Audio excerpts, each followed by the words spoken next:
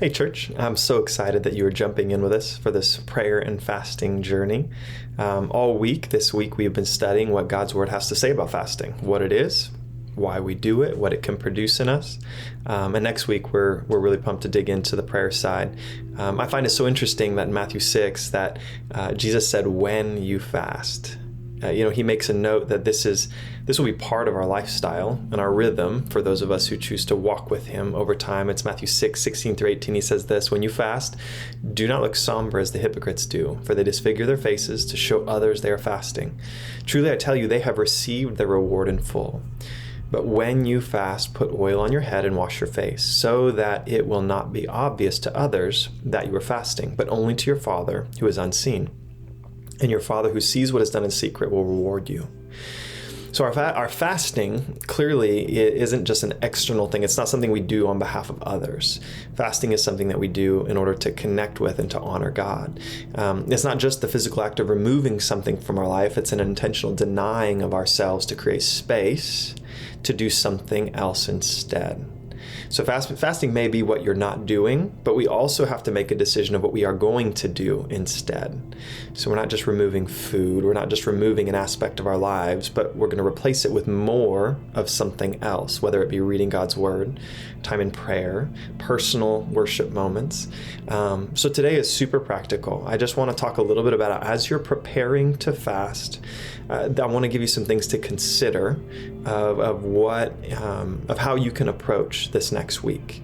So the first thing you need to consider is what's required of you for this next week. How hard are you going to have to work physically, emotionally, mentally? Because it is important that if you're going to set aside time to fast, that you have the awareness of how much space and energy it will take. Will you be able to slow down 4 times of prayer? Will you be able to set aside and do less potentially on the work side? And if not, you probably want to craft a fasting plan that takes that in mind. You also want to consider your own unique health circumstances because everyone's story is different with health. So a few different kind of fasts you can consider.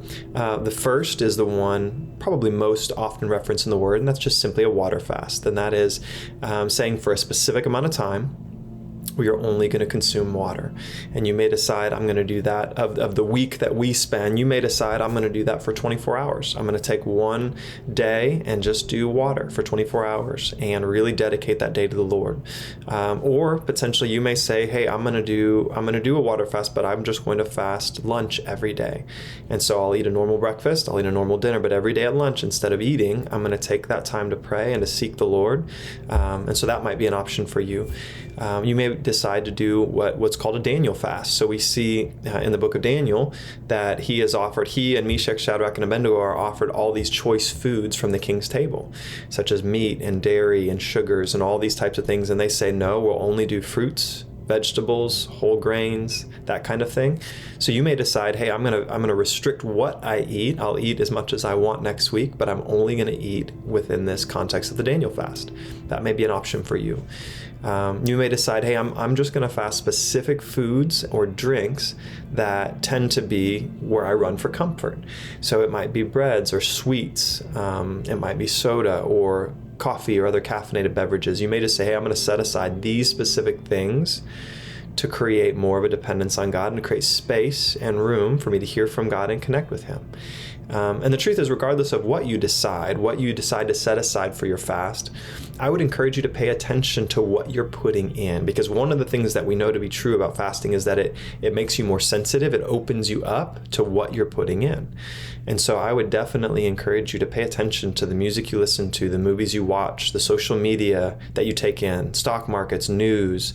It may be wise, even if your plan is to fast a specific timeline or specific type of food, to just say, hey, for that duration, I'm also going to set aside screens.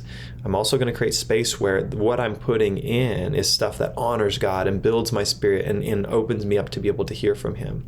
And then my last thought is just make sure that whatever you decide, especially if it's concentrated with how much food you're eating or when you're going to be eating those foods, just be very aware of how you break a fast. Because I know for me, when I start fasting, my brain immediately starts going to all the things that I would like to eat eat.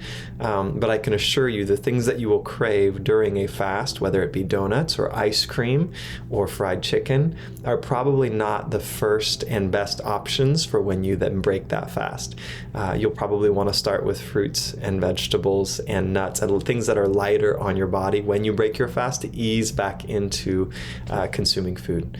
So anyhow, so church, we're excited to pray and to fast with you this next week. I hope this was helpful as you consider and as you start talking with God about what your fast is going to look like next week. Have an incredible week.